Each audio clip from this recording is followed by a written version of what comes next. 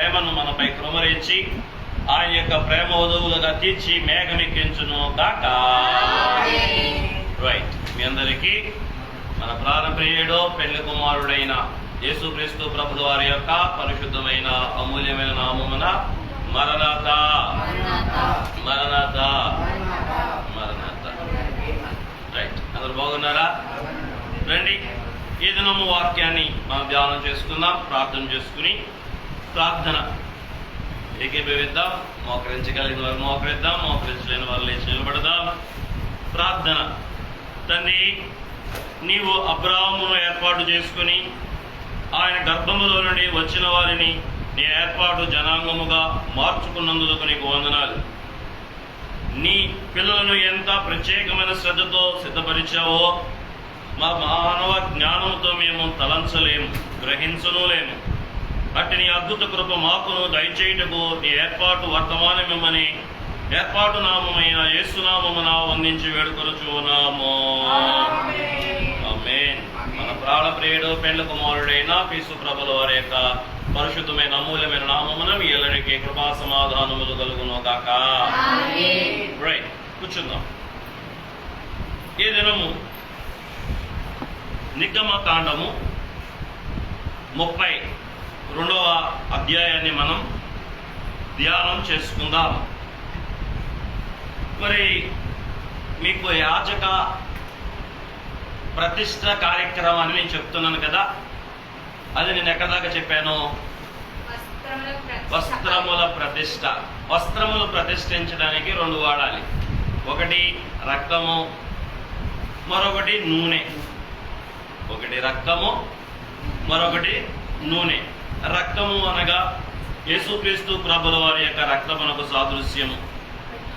నూనె అనగా పరిశుద్ధాత్మ తండ్రికి సాదృశ్యము. కాబట్టి ఈ యొక్క అంగీని, ఈ దైవ ప్రతిష్ఠితమైన వస్త్రాలని వీరు ఏం చేయాలి? మచ్చ లేకుండా కాపాడుకోవాలి. ఏం లేకుండా? వస్త్రములకు మచ్చ లేకుండా. అంటే వస్త్రము అనేది సహజంగా దేనికి సూచన అంటే మన యొక్క క్రియలకు సూచన, క్రియలకు. కాబట్టి ఈ సేవా జీవితంలో ఈ ప్రతిష్ట జరిగిన తర్వాత ఇక మీరు ఏమి కానివ్వకూడదు, ఆ వస్త్రాన్ని మచ్చపడనీయకూడదు. మచ్చపడకుండా ఉండాలంటే ఆత్మ తండ్రికి, పెండ్లి కుమారుడైన క్రీస్తు ప్రభు యొక్క రక్తానికి తమను తాము ఏం చేసుకోవాలి? సమర్పించేసుకోవాలి. ఏం చేసుకోవాలా? ఎవరికి? మచ్చలేని ప్రభువుకి, మచ్చలేని ఆత్మ తండ్రికి మనం సమర్పించుకున్న రోజే మచ్చ లేకుండా మనం ఈ లోకంలో బ్రతకగలం.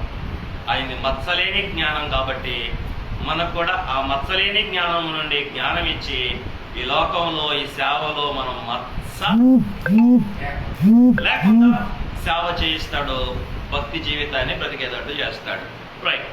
ఆ తర్వాత మనం చూస్తే మీకేం చెప్పానంటే నైవేద్య బలి గురించి చెప్తాను కదా. నైవేద్యము అర్పించుట, అల్లల్లాడించు నైవేద్యమును అర్పించుట. ఈ నైవేద్యం ఎట్లా అర్పించాలంటే మరి రొమ్ము అంటే బోర, ఆ గొర్రె పొట్టేళ్ళ యొక్క బోర అంటే అది రొమ్ముకు సాదృశ్యం. రెండోది కుడి జబ్బ, కుడి జబ్బ. ఈ 2 కూడా ఏం తెలియజేస్తున్నాయి? ఒకటి గుండేమో ప్రేమను తెలియజేస్తూ ఉంది, భుజమేమో బలాన్ని తెలియజేస్తా ఉంది. బోర, బోర అంటారు. ఇందుకు దగ్గర కూడదు. బోర కొడితే బోర పగిలిపోతుంది అంటారు. చూసారా? తెలిసే మీకు? ఇప్పుడు వినలేదా మీరు? బోర, గొరిపోతులో బోర ఉంటుంది. ఎప్పుడు చూడలేదా మీరు? పైపు దాకా బోర, కింద దాకా ఉంటుంది. అదేనా ప్రసాదానికి బోర అంటే? అదే కదా బోర. దాన్ని ఏం చేయమంటున్నాడు ప్రభు? దాన్ని ఏం చేయాలంటే కుడి జబ్బను ఈ 2ని ఏం చేయాలా? దేవుడికి నైవేద్యంగా అప్పగించాలి. అంటే ఇవి 2 ఏంటివి? ఒకటేమో ప్రేమకు సూచన, ఒకటేమో బలానికి సూచన. మన ప్రేమని, మన బలాన్ని దేవుడికి ఏం చేయాలి? అర్పించాలి. దేవుడు ఆజ్ఞలో ఆజ్ఞ ఏంటి? నీ పూర్ణాత్మతో, నీ పూర్ణ బలంతో, నీ పూర్ణ వివేకంతో, నీ పూర్ణ జ్ఞానంతో నీ దేవుడిని యెహోవాను ఏం చేయాలి? ఒక వచనం చదవండి. ఫిలిప్పీయులకు రాసిన పత్రిక 4వ అధ్యాయం 13వ వచనం.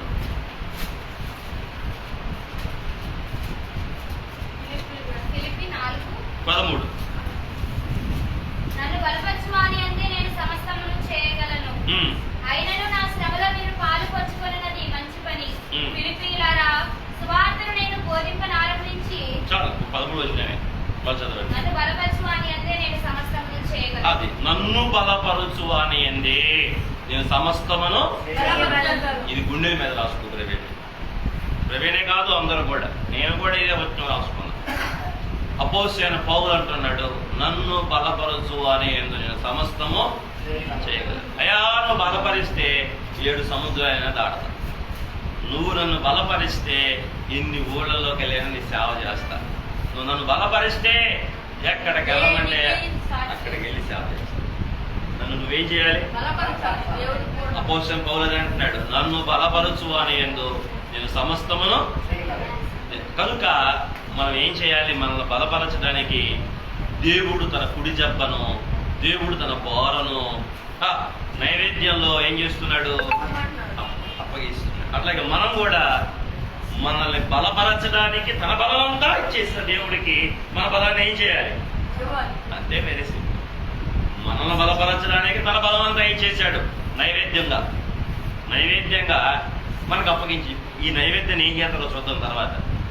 ఆ నైవేద్యాన్ని ఏం చేస్తారంటే 31, 35 వచనాల్లో మీరు చూస్తే ఆ ప్రతిష్ఠితమైన పొట్టేలును వారు తినాలి. ఏం చేయాలి? యాజకులు ఏం చేయాలి? యాజకులు తినాలి. ఆ పొట్టేలును, ప్రతిష్ఠితమైనటువంటి ఆ పొట్టేలును, మాంసాన్ని వీళ్ళు ఏం చేయాలట? అక్కడ వండుకుని తినాలి. ఇది దేని గుర్తుగా ఉంది? యేసుక్రీస్తు ప్రభుల వారి యొక్క శరీర రక్తాల గుర్తుగా ఉంది. ఈరోజు మనం ఆయన తినమా? రేపు వచ్చే ఆదివారం ఏం తింటాం?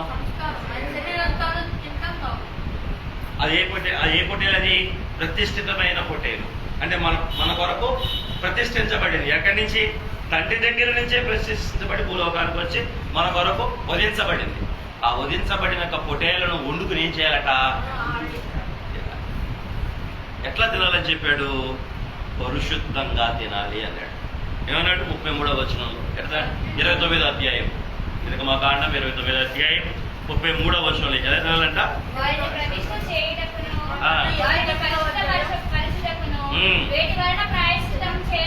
అది వేటి వలన ప్రాయశ్చిత్తం చేయబడినో. వేటి వల్ల ప్రాయశ్చిత్తం చేయబడిన వారికి 1 పాప పరిహారార్థ బలి, 1 దహన బలి, ఇంకొకటి ఇదిగో ఈ పొట్టేలు.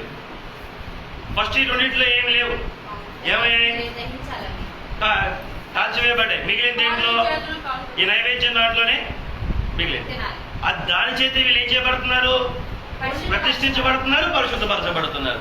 మనం కూడా దేని చేత ప్రతిష్ఠించబడ్డాం, దేని చేత పరిశుద్ధపరచబడ్డాం? కల్వరి శిలువలో మన కొరకు ప్రాణం పెట్టిన ప్రాణప్రియుడు రక్తం ద్వారా మనం ప్రతిష్ఠించబడుతున్నాం, పరిశుద్ధపరచబడుతున్నాం. అందుకే దేవుడు మనకు కూడా ఏమి ఇచ్చాడు? నా మందిరంలో సేవ చేయాలనుకుంటున్న యాజకులారా, భూలోకంలో నా యాజక సంబంధమైన రాజులారా, మీరు నన్ను ఏం చేయాలి? తిని తాగాలి. దేవుడు పని చేయాలంటే మనం ఏం తినాలట? ఆయన్నే తినాలి, ఆయన్నే తాగాలి. దేవుడికి స్తోత్రం. అది కూడా ఎట్లా అని చెప్పాడు అక్కడ? ఈరోజు ప్రభు సంస్కారం ఎందుకు? రేపు సంస్కారం అంటే ఈరోజు సిద్ధపాటు కూడడానికి రామంటే జనం అంతా ఏమైపోతున్నారు? ఏకంగా రేపే వెళ్దాంలే అని చెప్పి రేపే వస్తున్నారు. కానీ పర్లో ఎలా తీసుకోవాలని చెప్పాడు ప్రభు? అక్కడే చెప్పాడు చూడండి. ఆ ప్రతిష్ఠించి, ఆ పరిశుద్ధపరిచే ఆ పొట్టేలు ఎలా తినాలట? పరిశుద్ధంగా తినాలి. కొరింథీ పత్రికలో ఏమని చెప్పాడు ఆయన? ఎవరు కూడా అయోగ్యముగా దానిని తీసుకొనకూడదు అన్నాడు. అయోగ్యంగా తీసుకోకూడదు. ఎట్లా తీసుకోవాలి? పరిశుద్ధంగా తీసుకోవాలి. ఏంటి అయోగ్యంగా తీసుకోవడం అంటే? నువ్వు తిని తాగేది ఏమిటో వివేచించకుండా ఏదో ఆచారంగా, ఏదో ధర్మంగా, ఏదో క్రమంగా వచ్చి ఏకీభవించేసి ఇష్టానుసారంగా పదలో ఏకీభవించకూడదు. పదలో ఎలా ఏకీభవించాలా? పరిశుద్ధంగా ఏకీభవించాలి. అంటే ఏంటి?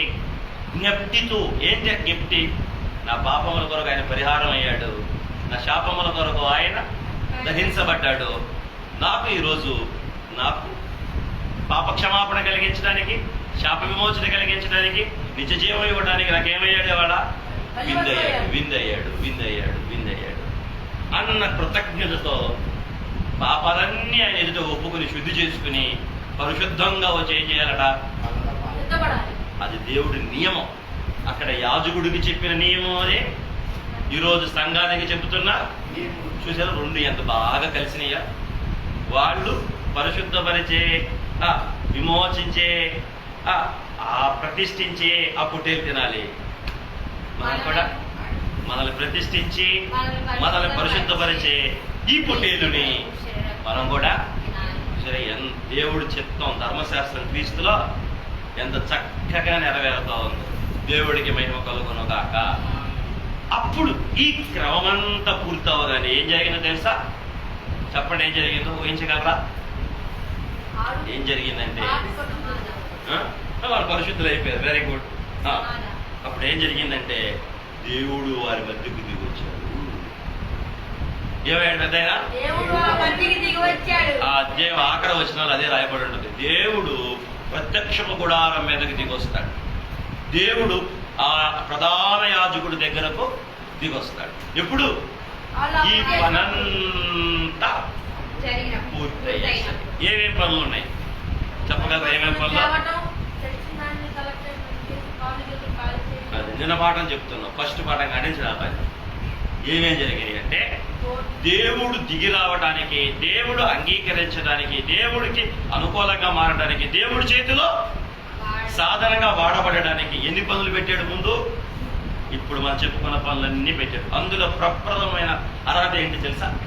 దేవుడు సేవ చేయడానికి ప్రప్రదమైన అర్హత, దేవుడు సువార్త ప్రకటించడానికి ప్రప్రదమైన అర్హత. నేను చెప్పనా? ఏం చదువుకోవాలా? బిఏ చదువుకోవాలి. బిఏ. దేవుడు సేవ చేయడానికి అర్హత బిఏ చదవాలి. చెప్పండి, అడగండి ఏంటయ్యా బిఏ అంటే? బ్యాచులర్ ఆఫ్ ఆర్ట్స్ కాదు, బోర్న్ అగైన్. ఏంటి? Born again. మరలా జన్మించుట, తిరిగి జన్మించుట. ఆ చదువు మనకు ఉండాలి. బాప్తిస్మం బాగా చెప్పాడు. ఎవరు చెప్పిన మాట చెప్పాడు? బాప్తిస్మం ఉండాలి. స్నానము దేవుడు సేవ చేయటకు ప్రప్రదమైన అర్హత, యోగ్యత ఏం చెప్పండి? బిఏ చదువుకోవాలి. ఎవరైనా ఉద్యోగం చేయాలంటే, నువ్వు ఉద్యోగం చేయాలంటే డిగ్రీ చదవాలి. నేను ఉద్యోగం చేయాలంటే డిగ్రీ చదవాలి, బిఏ చదవాలి. దేవుడు ఉద్యోగం చేయాలంటే కూడా ఏం చదువుకోవాలా? బిఏ చేయాలి. కన్ఫ్యూజ్ అయ్యామండి. బిఏ అంటే బోర్న్ అగైన్ అంటే తిరిగి జన్మించుట, అంటే బాప్తిజం పొందుట. మొదటి క్రమం ఏంటంటే స్నానం చేయుట. స్నానం చేయాలి. రెండోది ఏం చేయాలి? మొదట పిలుపు ఉండాలి. రెండోది బాప్తిజం తీసుకోవాలి. మూడోది దేవుడిచ్చే వస్త్రాలు. బాప్తిజం తీసుకున్న వాళ్ళకి దేవుడిచ్చే వస్త్రాలు ఏం చెప్పుకున్నాం? రక్షణ వస్త్రం, నీతి వస్త్రం, ఉల్లాస వస్త్రం, మహిమ వస్త్రం. అది చెప్పారా? పెళ్లి వస్త్రం, మృదువైన వస్త్రం, దీన వస్త్రం, సాధువైన వస్త్రాలు. ఈ వస్త్రాలు మనం ధరించుకోవాలి. ఏ వస్త్రాలు? నేను చెప్పాను. నేను అర్థమైనయా? బాప్టిజం తీసుకున్నాక ఈ లక్షణాలు ఉండాలి. ఈ లక్షణాలు ఉండాలి. ఆ వస్త్రాలు అయిపోయిన తర్వాత ఏం చేయాలయ్యా? అభిషేకించాలి. ఈ వస్త్రాలు ధరించుకున్న వారి మీద ఏ అభిషేకం వచ్చింది? దైవాత్మ అభిషేకము. ఏంటి? దైవాత్మాభిషేకం. తైలముతో యాజకుడు ఏం చేశారు? అలాగే మన జీవితంలో కూడా బాప్తిజం తర్వాత నీతిగా క్రియలు కలిగి జీవిస్తూ ఉంటే దైవాత్మ పూర్ణులం అవుతాం. బాగా గుర్తుపెట్టుకోండి. అభిషేకము అధిక బలం ఇచ్చింది అని చెప్పి ఆ రోజు మీకు. అభిషేకం లేకపోతే చప్పటి వెనక్కి వెళ్ళిపోతారు. చూడండి, ఇజ్రాయేలు అట్లా వెళ్ళిపోతాం అభిషేకం లేకపోతే. ఏ అభిషేకం? ఆత్మాభిషేకం. అందుకే బాప్తిజం పొందిన ప్రతి బిడ్డ ఎవరిని కోరుకోవాలి?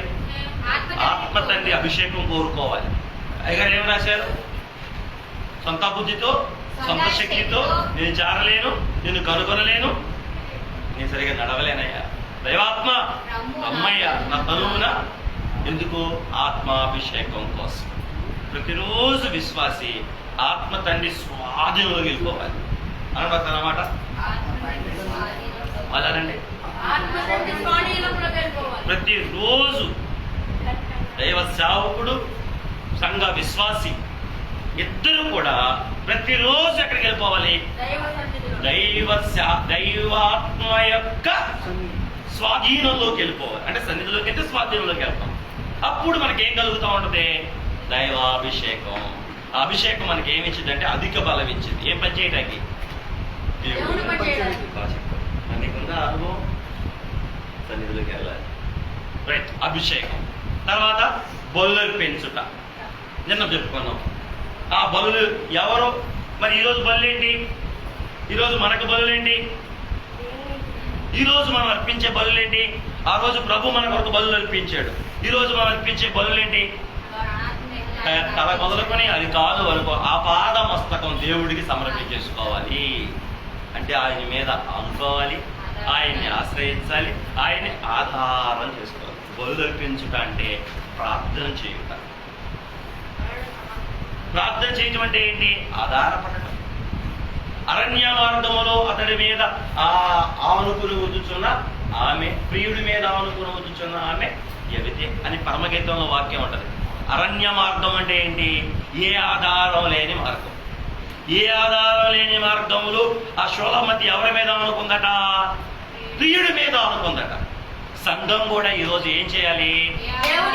ఏ ఆధారం లేని మనం ప్రాణప్రియుడి మీద ఏ ఆధారం లేనప్పుడు అనుకుందావా? ఇవాళ అదే అది ఇవాళ వచ్చిన తప్పదే. మనకు అన్నీ ఉండడం వల్ల ఆయన మీద ఆధారపడలేకపోతాం. ఏమి లేనివాడికి దేవుడే దిక్కు అంటారు కదయా. కాబట్టి దేవుడు మనకు అన్ని ఇవ్వడం వల్ల మనం ఏం చేస్తున్నాం? దేవుడిని ఆధారం చేసుకోలేకపోతున్నాం. దేవుడిని ఆధారం. కానీ క్రమం ఏంటి? ప్రభు మన కొరకు బలైపోయాడు కాబట్టి మనం ప్రభువుకి బలి అవ్వాలి. ఏ బలి? సజీవ యాగముగా మనల్ని మనం సమర్పించుకోవాలి. అక్కడ ప్రభు మన కొరకు సజీవ యాగం అయ్యాడు. తల కాల్చబడింది, కాళ్ళు కాల్చబడ్డాయి, కొవ్వు కాల్చబడింది, అంతరములు కాల్చబడ్డాయి. అలాగే కాల వరకు దేవుడికి సజీవ యాగం అయిపోవాలి. మనం సజీవ ప్రభు మన కొరకు యాగం అయిపోయారు, మనం ఆయన కొరకు. అదే మనం అర్పించవలసిన బలి. సజీవ యాగముగా మనల్ని మనం ప్రభువుకి అర్పించుకోవాలి. లోకానికి అర్పించుకోకూడదు, మనుషులకు అర్పించుకోకూడదు, మరి ఇంకా వేటికి అర్పించుకోకూడదు. ఎవరికి అర్పించుకోవాలి? ప్రభువుకే అర్పించుకోవాలి. మనం ఈరోజు చేయవలసిన బలి మనల్ని మనం సజీవగా. అలాగే జీవ ఫలములు ఆయనకు అర్పించాలి. జీవ ఫలములు, జీవ అంటే నాలుక. నాలుగుతో ఆయన ఏం చేయాలి? ప్రస్తుతించాలి, ప్రార్థన చేయాలి. బాగా గుర్తుపెట్టుకోండి. ఈరోజు మనం అర్పించే బదులేంటి? జీవ అంటే ఏం చేయాలి? అది కష్టమా? అదే కష్టం. చేసేది బదులా చేసినాక మరి కష్టం అంటే పెద్దయినా కష్టమా? కష్టమా? పోయేవాడు అడగమంటే వాడికి 3 మందిని అడుగుతాం మనం. రోడ్డు మీద పోయేవాడు అందరు అడగమన్నావాడేమో. దేవుడి దుస్థితి మనం దూరం చేయరు కాక. చూడండి, ఆయన మనకు బలయ్యాడు. ఎందుకు? నిన్ను బ్రతికించడానికి. ఎందుకు? 2, ఈరోజు నువ్వేమవ్వాలి? నువ్వు బలైపోవాలి. ఎందుకు? నువ్వు మన బలైపోవాలి. ఎందుకు? బాగా చెప్తే నీకు గిఫ్ట్ ఇస్తా. ఆయన బలైపోయాడు. ఇవాళ నువ్వు బలైపోవాలి. చేసావు ఫస్ట్ ఆయన అన్న తర్వాత ఆయన్ని బ్రతికించడానికి. ఎవరిని? ఎక్కడ బతికిస్తావు ఆయన్ని? నా ప్రభు నాలో బ్రతకాలంటే నేను చచ్చిపోవాలి. నేను బ్రతకడానికి నా ప్రభు చనిపోయాడు. ఈరోజు నా ప్రభు బ్రతకాలంటే, నా ప్రభు సమాజానికి కనబడాలంటే నేను చనిపోవాలి. నా ఇష్టం చచ్చిపోవాలి, నా కోరిక చచ్చిపోవాలి, నా ఆస్తులు చచ్చిపోవాలి. మరి ఏమండాలి? ప్రభు కోరిక, ప్రభు ఆలోచన, ప్రభు ఆశ నాలో ఉండాలి. అప్పుడు నా ప్రభు నాలో బ్రతుకుతాడు. లేకపోతే నేనేమవుతాను? నేను బ్రతుకుతాను, నా ప్రభువుని చంపేస్తాను. ధర్మమా మనకి? క్రైస్తవ్యం అంటే ఇదే. అంటే క్రీస్తుని కలిగి ఉండే జీవితం. ఆయన మనలో ఉండాలంటే నువ్వు బతికితే ఆయన ఉండడు. సింపుల్. ఆయన బ్రతకాలని నువ్వు చచ్చిపోవాలి, నువ్వు బతికితే ఆయన చచ్చిపోతాడు. ఏది మంచిది మోషే గారు? ఏది ఎంచుకుందాం? మనం చనిపోయి ఆయన బతికిద్దామా? ఆయన చంపేసి మనమే బతుకుతామా? చెప్పండి. ఏమంటా? తప్పులేదు, నువ్వు ప్రాణంతోనే ఉంటావు, కానీ పాపం విషయంలో నిన్ను నేనే మృతులుగా ఎంచుకోను అన్నాడు. నీ ఫ్రెండ్ వచ్చి మళ్ళా రే ఆరాధన కాదురా, క్రికెట్ ఆడుకున్నారా అంటాడు. అప్పుడు నువ్వేమన్నా వాడితో నేను చచ్చిపోయాను, ఐఎమ్ డెడ్. నువ్వు మృతుడుగా ఎంచుకుంటే అప్పుడు నీ కాళ్ళు పనిచేయవు, చేతులు పనిచేయవు, మనసు పనిచేయదు, ఆశ ఉండదు, ఆటే ఉండదు. అప్పుడు ఎవరు బ్రతికారు? అక్కడ ఎవరు బ్రతికారు? దేవుడు బ్రతికించిన వాడు అవుతావు. అలా ఈ జీవితాన్ని మనం అది సజీవ యాగంగా అతికించుకోవడం అంటే అలా ప్రభువుకి బలైపోవాలి. మనం యాజకులు అలాగే బలైపోయారు. ఇక వాళ్ళకి భార్య లేరు, బిడ్డలు లేరు, ఇల్లు లేదు, కొట్టు లేదు, ఆస్తి లేదు, అంతస్తు లేదు, వాళ్ళకి ఏ స్వాస్థ్యం. వారి స్వాస్థ్యం ఎవరు తెలుసా? దేవుడే వారి స్వాస్థ్యము. ఎవరు వాళ్ళ స్వాస్థ్యం? నేనే మీకు స్వాస్థ్యము. అందుకే వాళ్ళకి భూభాగం మనసల. అందుకే 12 గోత్రాల్లో లేవి గోత్రాన్ని చేర్చలా. నేనే మీకు ఆస్తిని, నావన్నీ మీవే, నాకు వచ్చేవన్నీ మీవే. అందుకే గురి పొట్టేలు తినేస్తున్నారు. చాలా మంది బాధపడుతున్నారా? బాధపడలేదుగా. గురి పొట్టేలు దేవుడిది, దేవుడి పొట్టేల్ని పాదిరిగా తినేస్తున్నాడు. అక్కడ పాదిరిగా తింటున్నాడు. మందిరంలోకి వచ్చింది ఎవరు తింటున్నారు? పాదిరిగా తింటున్నాడు. అందరూ తినేది ఎక్కడ ఉన్నాయి? ఎవరిలో అలాగ ఉన్నాయి. మందిరంలోకి వచ్చింది మటుకు. ఎందుకంటే పాదిరి గారికి ఏమి లేవు, మనకున్నట్టు ఇంటికాడ లేవు, మనకున్నట్టు ఇంటికాడ లేవు. ఇక్కడికి వచ్చింది ఎవరిది? ఇది ఎవరు తింటారు? ఎందుకంటే ఈయనకి ఏమి లేదు, దేవుడు ఇవ్వలా. అందుకే పాదులు లాస్ట్ కూడబెట్టుకోకూడదు. ఎందుకని కూడబెట్టుకోకూడదు అంటే భక్తులు విలాసముల తట్టు ఆకర్షించబడుతూ ఉన్నారు. ఓ పిచాచి పని అలాగే సాతాను ఎదురింపుల పాటల్లో ఎదురింపుల పుస్తకంలో రాశారు. ఈ విలాసాల తట్టుకి వెళ్ళిపోతున్నారు ఎవరు? భక్తులు. భక్తులు అంటే ఫస్ట్ వరుసలో ఉండేది పాదిర్లే. సుమ్మెక్కువ కొద్ది ఏమైపోతారు? విలాసాల తట్టుకి వెళ్ళిపోతారు. ప్రభు ఏం చెప్పాడు? నేనే ఆస్తిగా ఉండాలి, కానీ పొలాలు, బిల్డింగ్లు, ఇళ్ళు, వాకిళ్ళు, కార్లు ఇవి నీకు ఆస్తిగా ఉండకూడదు. నీకేం ఆస్తిగా ఉండాలి? బాగా నేర్చుకోవాలి. నీకెవరు ఆస్తిగా ఉండాలి? దేవుడే నీ ఆస్తిగా ఉండాలి. తరతరాలకి ఆయనే నీ ఆస్తి, మిగిలినవన్నీ తర్వాతే. అలా మనల్ని మనం ఏం చేసుకోవాలి? దేవుడికి వాడే యాజకుడు, వాడే యాజకుడు, ఆయనే యాజకుడు. రైట్, భాష కట్ చేసావా? ఆయనే యాజకుడు. దేవుడికి మహిమ కలుగును కాక. మనం కూడా అలా సజీవ యాగంగా దేవుడికి ఏమైపోవాలి? ఇక you need to nullified your self. అంటే నన్ను ఏం చేసుకోవాలి? సున్నా చేసేసుకోవాలి, రిక్తుని చేసుకోవాలి. నన్ను ఏం చేసుకోవాలి? అది అక్కడ ఎక్కడ చెప్పాను? ఇది బలు అర్పించేగాడు చెప్పాను. జీవ ఫలాలు అర్పించాలి అంటే ప్రార్థన మానకూడదు. అయ్యాలి బాగా గుర్తు పెట్టుకుని వాళ్ళ ప్రార్థన ఎంత పనిచేసిందో చూడండి. మోషే గారి ప్రార్థన ఎంత పనిచేసింది వాళ్ళ అధ్యాయంలో. కాబట్టి దేవుని బిడ్డలు సన్నిధి సహవాసాన్ని మానకూడదు. సన్నిధి సహవాసాన్ని అయ్యగారు అన్నారు, 1 నిమిషంతో మొదలెట్టండి, కానీ చేయకుండా మాత్రం ఉండమాకండి. ఏమన్నారు? 1 నిమిషం కనిపెట్టండి, మీకు కుదరకపోతే. కానీ చెయ్యటం మాత్రం మానమాకండి. 1 నిమిషం, 2 నిమిషాలు చేసుకోండి. 2 నిమిషాలు అరగంట అయింది, అరగంట గంట అయింది. ఆసక్తి ఆశ ఎక్కువై దేవుడు వశమైతే రోజంతా అయ్యవచ్చు. కానీ నువ్వేం చేయకూడదు? నాకు కుదరట్లేదు, ఒంట్లో బాగలేదు, నీరసం అని చెప్పి నువ్వేం చేయకూడదు? 1 నిమిషంతో నేను మొదలుపెట్టు, కానీ సన్నిధి చేయటం కిమ్మర వింటున్నావా? ఏం విన్నావు? లేసావా? పొద్దునేవా? కనిపెట్టావా దేవుడి దగ్గర? కనిపెట్టాలి. దేవా నా కనపడము, దేవా నాతో అని మౌనంగా ఆయన ముందు కనిపెట్టాలి. అయ్యగారు ఏం చెప్పారు? ఒక నిమిషంతోనైనా బంగారు కొండం దేవుడికి మహిమ కలుగును గాక కాదు, మీరు కనిపెట్టండి అయ్యా. కానీ ఏం చేయొద్దు, అసలు మానటం అనేది నువ్వు కూడా మానటం అనేది సన్నిధి చేయాలి. తర్వాత ప్రార్థన చేయాలి. తర్వాత దేవుడికి వినుతులు చెల్లించాలి. వినుతులు అంటే స్తుతులు. పాట వచ్చి ఒక పాటనా నీకు? ఎన్ని రోజులు బాప్తిజం తీసుకుని పుట్టిన 6 రోజులు పుట్టిన 3 నెలలకే పిల్లోడు అమ్మా అంట మొదలెట్టాడు. మరి నువ్వు కనీసం ఏసయ్యా రాగం అన్నా పాడు. ఒక రాగం పాడాలి. దేవుడికి పాటలు పాడాలి. దేవుడు సన్నిధిలో దూతల పని పాటలు పాడే పని, యాజకుల పని పాటలు పాడే పని, విశ్వాసుల పని పాటలు పాడే పని. మనందరం కూడా దేవుడికి ఏం చేయాలి?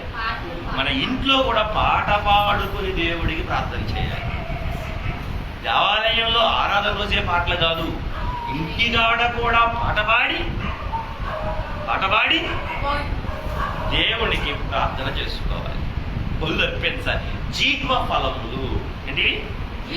జీవ ఫలములు అనే పళ్ళు ఈరోజు మనం దేవుడికి. జీవ అంటే నాలికయా? నాలిక.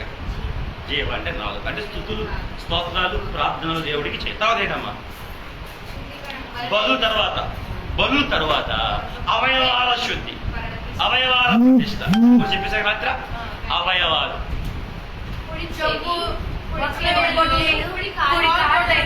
నీ మాటలే వింటా, నీ విన్న మాటలే చేస్తా, ఆ మాటల ప్రకారమే నడుస్తా. ఇదే సన్నిధి అంటే. నీ మాటలే వింటా, నీ మాట ప్రకారమే చేస్తా, నీ మార్గంలో నీ మాటల ప్రకారమే నడుస్తా. తర్వాత చేయాల్సిన పని అయ్యా, ఇక నేను నా చెవి లోకానికి ఇవ్వను, నా చెవి మనుషులకి ఇవ్వను, నా చెవి నీ గుండె మీదే పెడతా. ఎందుకు? నీ గుండె చప్పుడు తెలుసుకోవడానికి.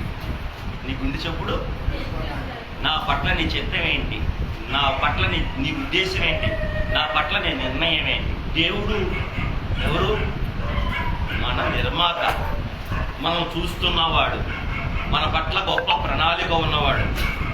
ఎప్పుడైనా గుర్తుపెట్టుకోండి, ఒక కంపెనీలో వస్తువు తయారైందంటే దానికి ఖచ్చితంగా ఒక పర్పస్ ఉంటుంది. తయారు చేసేవాడికి ఏముంటుంది? ఒక పర్పస్ లేకుండా ఏ వస్తువు ఎవడో ఏ కంపెనీ కూడా తయారు. మనల్ని కూడా దేవుడు తన చేతుల్లో మ్యానుఫ్యాక్చర్ చేశాడంటే మన పట్ల కూడా దేవుడికి ఒక నిర్దిష్టమైన ఖచ్చితమైన ఒక ప్రణాళిక ఉంది. అది తెలుసుకోవాలంటే మన చెవి తీసుకుని ఎక్కడ పెట్టాలి? ఆయన గుండె మీద పెట్టాలి. అంటే సన్నిధిలో కనిపెట్టినప్పుడు ఆయన గుండె చెప్పుడు నాకు తెలిసింది, మనకు తెలిసేది. లక్ దబ్బు అని పట్టుకుంటూ నా గుండె మీద చెవి పెడితే లక్ దబ్బు అని పడుతుంది. మన చెవి తీసుకుని ఆయన గుండె పెడితే సన్నిధిలో ఆయన స్వరం, ఆయన హృదయం, ఆయన అంతరంగం నీ పట్ల, మా పట్ల, మన పట్ల, అందరి పట్ల, భవిష్యత్తు పట్ల, రాబోయే కాలం పట్ల అన్ని విషయాలు సన్నిధిలో దేవుడు ఏం చేస్తాడు? మనకు తెలియజేస్తాడు. అందుకే మనం బ్యాన్ రైట్ అక్కడ ఆయన మీతో చెప్పుకున్నది. ఒకప్పుడు బోల్డ్ అనే విషయాలు దీంట్లో చెప్పాడు, దాంట్లో విషయాలు చేయాలి. ఇప్పుడు నీకే నువ్వు వెళ్ళి కనిపెట్టుకుంటే నీకే స్వయంగా మీరు దేవుడిని అడగాలి. లేదా మా పాస్టర్ గారు చెప్పారు, నువ్వు మాట్లాడతావంట, ఒకసారి నాతో మాట్లాడవా, వినాలని ఉంది నీ మాట అని మీరు ఆశపడాలి.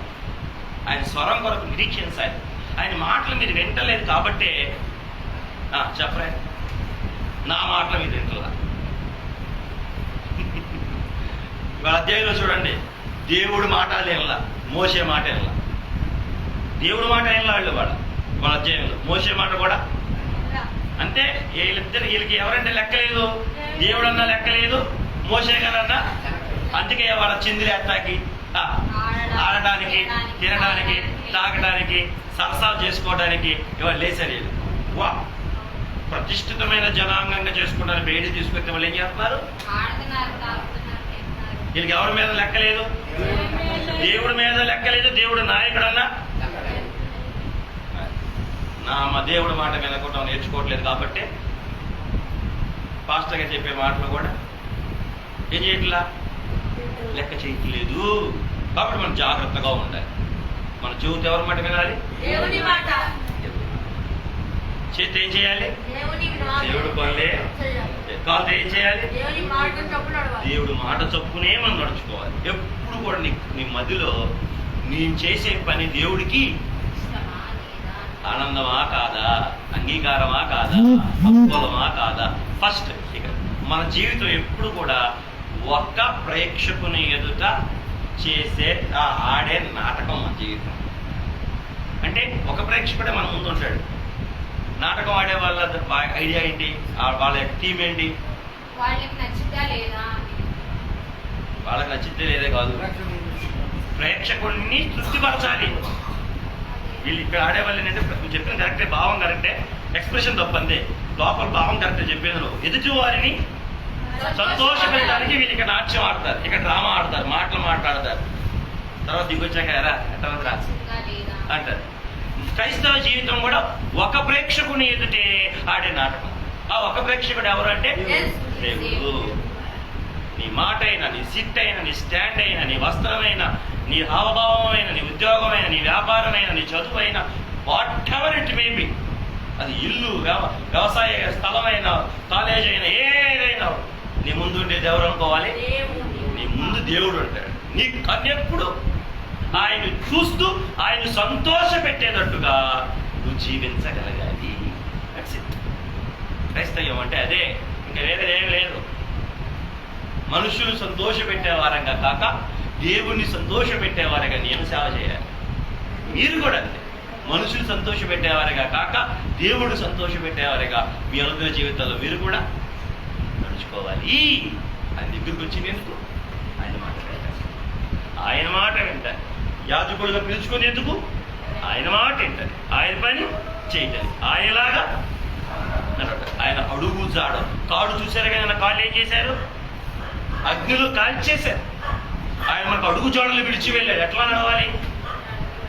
మీరు ఎట్లా నడవాలి అని అడిగితే బైబిల్ చెప్పింది, యేసయ్య మహిమ గల బ్రతుకకు మాదిరిగా నడిచి వెళ్ళాడు. ఆ బైబిల్ చదివితే మత్తయి సువార్త, మార్కు సువార్త, లూకా సువార్త, యోహాను సువార్త, ఆయన నడిచి వెళ్ళిన బాటలు మనకు కనబడితే ఆ బాటలో మనం నడిచేవచ్చు. That's it. That's it. యాజకుడు అదే పని చేయాలి. ఈరోజు మనం కూడా. తర్వాత వస్త్ర అంటే మన సాక్ష్యం. ఈరోజు ప్రాణమైనా కూడా ఇష్టపడండి కానీ సాక్ష్యం అటు చెడగొట్టుకోమాట. ఏంటిది? సాక్ష్యం. పౌలుకి మోషే గారు వింటున్నావా? ఏం చెప్పు? ప్రాణమైన పైన విడిచిపెట్టేయండి.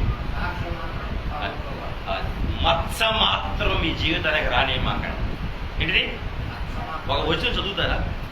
ఒక్క వచనం. యోధాపత్రిక 23వ అధ్యాయం 23వ వచనం.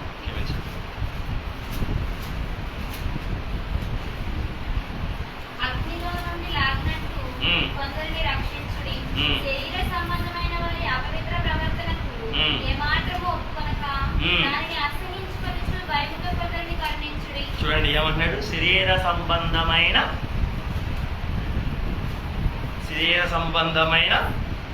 అపవిత్ర ప్రవర్తనకు ఏమాత్రము ఒప్పుకోక. ఆకరించకుండా పుస్తకం, ఆకరించకుండా పుస్తకం ఒక పేజీ ఏముంటుంది. ప్రకటన గ్రంథానికి ముందు ఉంటుంది యోధాపత్రిక, ప్రకటన గ్రంథం ముందు పుస్తకం. అపవిత్రమైనటువంటి ఏ పనికి కూడా ఏం చేయొద్దన్నాడు? కుమారండి ఏం చేయొద్దన్నాడు? ఒప్పుకోవద్దు. ఎందుకని? పులిపిండి కొంచెమైనా ముద్దంతా పడైపోతుంది. అపవిత్రమైన పని ఒకటే అయినా మేమేం చేస్తాం బాధ్యత గారు? ఒకటేగా. ఆ ఒకటే ముద్దంతా ఏం చేసింది? సాక్ష్యం ఏమైపోద్ది? నట్టేట్లు మునిగిపోద్ది. ఆడ అదే మారేళ్లే, ఎల్లేళ్లే, చెత్తనాళ్లే, మాకు తెలిసిన అంతా ఇన్ని ఏంటివి? అపవిత్రమైన మన సాక్ష్యాన్ని పోగొట్టుకోవడం. అందుకే జరి గుర్తుపెట్టుకో, ప్రాణం పోటకైనా ఇష్టపడు కానీ దేవుని ఎదుట సాక్ష్యాన్ని మాత్రం కోల్పోకూడదు. దేవుని ఎదుట సాక్ష్యం అనేది మీ మిషన్ చూసావా? Unique life. నీ ఆత్మకు నష్టం కలిగించేటట్టుగా ఎవరు ఇదేని ప్రేరేపించినా సరే ఒప్పుకోకూడదు. Never never never. నీ సాక్ష్యం పాడవకూడదు. షడ్రక్ మెషక్ అబేద్నెగో వాళ్ళు చూడండి, సాక్ష్యం పాడు చేసుకున్నారా? యోసేపు గారిని చూడండి, సాక్ష్యం పాడు చేసుకున్నాడా? పాడు చేసుకోవాలా. వాళ్ళ అంగీకి గాగు అంటనే వల్ల దేవుడు మనకు కూడా వస్త్రం ఇచ్చాడు, నీతి వస్త్రం ఇచ్చాడు మనకు కూడా, రక్షణ వస్త్రం ఇచ్చాడు మనకు కూడా. ఈ రక్షణ వస్త్రాన్ని, నీతి వస్త్రానికి ఏం చేయనివ్వకూడదు, అంతు రానియకూడదు. అమ్మాయిలు వెనకాల పడినా, అబ్బాయి వెనకాల పడినా, ఆ డబ్బే వెనకాల పడినా, ఉద్యోగాలు వెనకాల పడినా, లంచాలే మిగతా లంచం వెనకాల పడినా కంషేరుగా చెప్పరే. అబ్రహాం ఏమన్నాడు తెలుసా? ఏమన్నాడు? నీ చెప్పులు వార కూడా మాకొద్దో, అబ్రహాము నా వలన ఐశ్వర్యవంతుడయ్యాడని చెప్తావు, ఎత్తుకుపో అంటాడు సొదొమ రాజులతో. ఎంత నిష్ట కలిగిన వాడు, మనసు పేకనే పేకల. అందుకే అబ్రహాం దేవుడికి ఏమయ్యాడు? స్నేహితుడయ్యాడు. మనసు పేకనేవల, వస్త్రాన్ని మైలు పడనేవల. మన జీవితంలో కూడా పౌలంకులు, ఈ లోకం ఎదుట మన వస్త్రం మైలవ్వకూడదు, మన వస్త్రానికి గాగు అంటనియ్యకూడదు, మన సాక్ష్యం పాడు చేసుకోకూడదు. ఎన్ని నోళ్ళైతే దేవుడి దగ్గర రాకముందు మనం అపసయించుకున్నాయో ఆ నోళ్ళు మూతపడి ఆ నోళ్ళతో కొనియాడగలిగే చక్కని జీవితం మనం జీవించాలి. కానీ ఇంకా చెడిపోయాడా అని రాకూడదు. అనేది మన వస్త్రాలను పాడు చేసుకోకూడదు, మన ప్రవర్తనను చెడగొట్టుకోకూడదు, మన నడతను పాడు చేసుకోకూడదు. మన నడతను ప్రవర్తన పాడు చేసే రెండు: ఒకటి లోకంతో విజ్జోడిగా ఉండటం, రెండు అపవాదికి చోటు ఇవ్వటం. ఏంటిది? లోకానితో విజ్జోడిగా ఉండటం, రెండు అపవాదికి చోటు ఇవ్వటం. మనకు తెలియదు, మనకు తెలియకుండానే లోకంతో కలిసి ఉండటం వల్ల లోకంలో ఉన్న విగ్రహాలన్నీ ఎక్కడికి వచ్చేస్తాయి? మనం కోరుకునేటట్టు చేస్తాయి. ఇవాళ ఇజ్రాయెల్ ఏం చేశారు? కోరుకున్నారు. వాస్తవానికి ఆ విగ్రహాలు ఎక్కడివి? మిశ్రమ జనాంగం అంతరంగాల్లో ఉన్నాయి. ఎక్కడ? ఎవరు మిశ్రమ జనాంగం అంటే? ఐగుప్తు నుంచి వచ్చినట్టు వాళ్ళ కడుపులో ఉన్నాయి, కానీ బొమ్మలో వీళ్ళ కడుపులో లేవు. ఎందుకంటే వీళ్ళకి తెలియదు కదా. కానీ వాళ్ళతో ఉండడం వల్ల వాళ్ళే అంటున్నారు ఏమని? మోషే ఏమాయను, ఇక మనం ఏమైపోయాం, ఇక్కడే ఉండిపోతావా అని వాళ్ళు అంటే, వాళ్ళ తొందరలు ఇప్పుడు వీళ్ళని ఏం చేసి విగ్రహం చేసుకునేలాగా చేసి, అదే వాళ్ళ కథ. లోకంతో విజ్జోడిగా ఉండకపోతే విగ్రహం ఆలోచన నీకు వచ్చిందా? మోషే ఏమాయని ఆలోచన నీకు ఉండేదా? ఎందుకు నువ్వు చక్క ఏం తింటున్నావు? మన్న తింటున్నావు. నువ్వు చక్క ఏం తింటున్నావు? కూరేడు తింటున్నావు. ఎక్కడి నుంచి వస్తున్నాయి? మోషే 50 రోజులు కొండ మీద ఉన్నాడు. దేవుడు కంటిన్యూస్ గా ఏమైపోయాడు? అగ్ని కాల్చేసిందేమో. ఎన్నిసార్లు వాళ్ళు చూస్తా ఉండగా దేవుడు పైకి తీసుకెళ్ళా, కింద తీసుకెళ్ళాలా? ఎన్నిసార్లు? 7 సార్లు మోషే పైకి వెళ్ళాడు, 7 సార్లు మోషే కిందకి వచ్చాడు. ఎవరు చూస్తా ఉండగా? అగ్ని కాల్చిందా మోషే గారు? అంటే వాళ్ళు తెలుసుకోవడానికి దేవుడు ఎక్కి దింపాడు. వీళ్ళ కోసం ఆయన ఎక్కి దింపాడు వీళ్ళ కోసమే. అప్పుడు ఎక్కి దిగినప్పుడు అగ్ని కాలుతుంది. ఇప్పుడు అక్కడ పరలోక ప్రణాళిక జరుగుతుంది పైన, ఇంటి గురించి పని జరుగుతుంది పైన. వీళ్ళు ఏం చేయాలి? ఇప్పుడు మోషే వస్తాడా? ఏ శుభవచనం తెస్తాడా? ఏ శుభకార్యం తెస్తాడని ఏం చేయాలి? వీళ్ళు ఎదురు చూడాల్సిన వాళ్ళు పోయి ఎవరితో సహవాసం చేశారు? ఇక్కడ విశ్రమతో సహవాసం చేశారు. వీళ్ళు కంగారేంటి?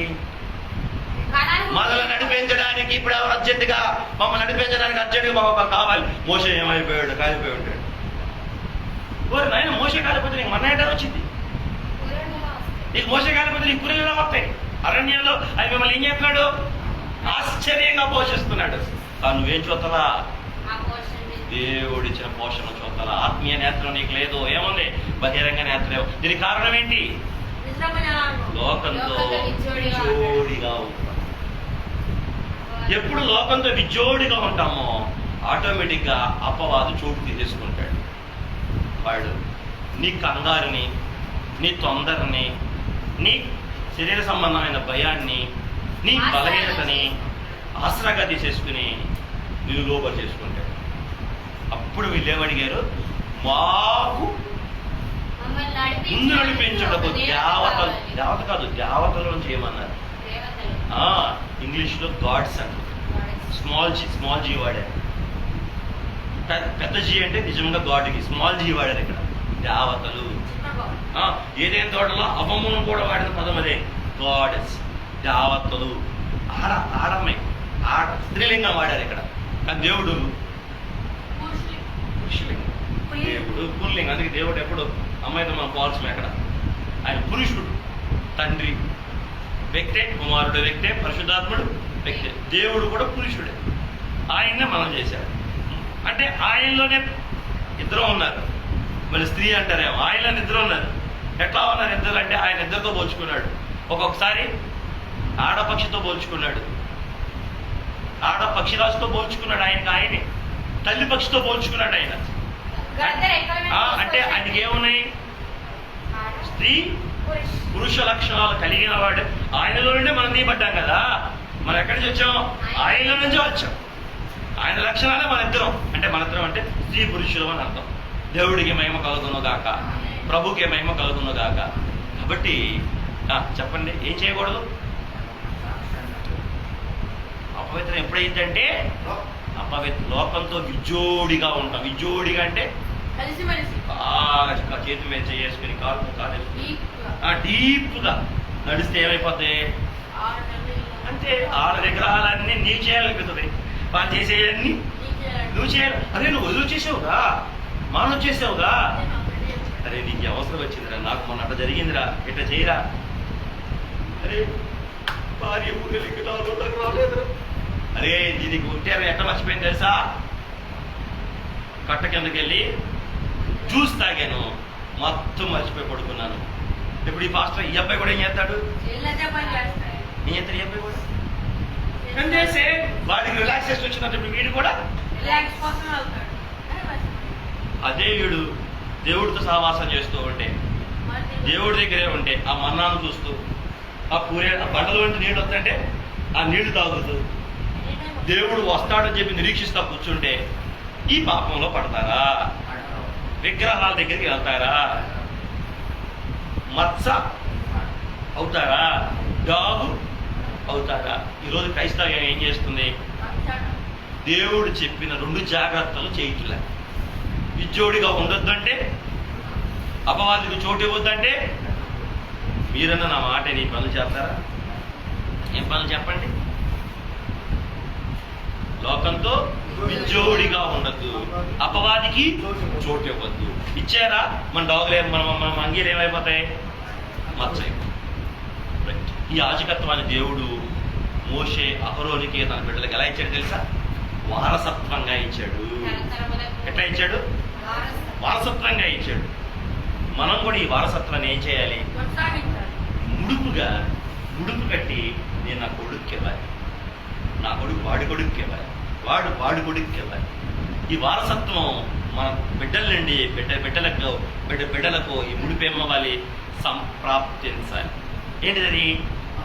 ఈ యాజకత్వం అనే వారసత్వం అహరోనికి ఇచ్చాడు. అహరోను నీ పిల్లలకే, నీ తరతరాలకే ఇది నిత్యమైన కట్టడా అది యాజకత్వాన్ని వారసత్వంగా ఇచ్చాడు. మరి మనం కూడా మనకు దేవుడు ఇచ్చిన విశ్వాసాన్ని, మనకిచ్చిన వాగ్దానాలని, దేవుడు మనకిచ్చిన సింహాసనాన్ని, దేవుడికి మనకిచ్చిన సింహాసనాన్ని, సన్నిధిని, దేవుడు మనకిచ్చిన రాజ్య వారసత్వాన్ని, వాక్య వారసత్వాన్ని మనం కాపాడుకొని ఏం చేయాలి? కాపాడుకోవడం, నిలబెట్టుకొని బాగా చెప్పారు. మన తరతరాలకి వారసత్వంగా ఇవ్వాలి. మన తరతరాలకి వారసత్వంగా ఇవ్వాలి. దేవుడు మనకిస్తున్న ఈ వారసత్వం ఏ వారసత్వం? బిఏ చదవటం. అదే బోనగై బిఏ చదవటం. నీ కొడుకులకు బిఏ చదివించాలి. బాప్తిజం ఇప్పించాలి, నీతి వస్త్రం తొడిగించాలి, దేవుడికి సజీవయాగా సమర్పించుకునే వాడికి ఏం చేయాలి? మాట వినేవాళ్ళలాగా, మాట ప్రకారం నడిచేవాళ్ళలాగా, మాట ప్రకారం చేసేవాళ్ళలాగా నీ కొడుకుని చేయాలి. నీ కొడుకు కూడా దేవుడికి జీవఫలాలు అర్పించేవాడిగా, నీ కుటుంబం అంతా కూడా మళ్ళీ ఆ తర్వాత అలా అలా అలా తరతరాలకు దేవుడు రాజ్యం కట్టేవాళ్ళగా మనందరం ఏమవ్వాలి? వారసత్వంగా ఈ ప్రేమను, ఈ విశ్వాసాన్ని, ఈ సన్నిధిని, ఈ సింహాసనాన్ని, ఈ రాజ్యాన్ని, ఈ వాగ్దానాల్ని, ఈ వాక్యాలని ఏం చేయాలి? వారసత్వంగా మన సంతానానికి మనం అప్పగించాలి. ఎంతమంది అప్పగిస్తారు? నేను చెప్పినట్టు చేస్తే ఖచ్చితంగా మీ తరాలకి మీరు అప్పగించమని. మరి ఎక్కడైనా మనమే డాగ్ వేసుకుంటే, మనం డాగ్ వేసుకున్నామంటే మన కొడుకు అంటాడు ఆడు డాగ్ వేసుకుంటాడు. అందుకే మనం డాగు పడకుండా అవును మోసేయ. అందుకే లోకంతో జోడిగా ఉండకూడదు, అపవాదికి అయిపోయింది. ఇక్కడతో యాజకుల గురించి సమర్పణమై అలా ఉన్న వాళ్ళకి ఎవరొస్తారు? దేవుడిది వాళ్ళలోకి దిగొస్తాడు, వాళ్ళతో వాళ్ళను తన పనికి అట్టి ధన్యత ప్రభు మనకు దయచేయను గాక.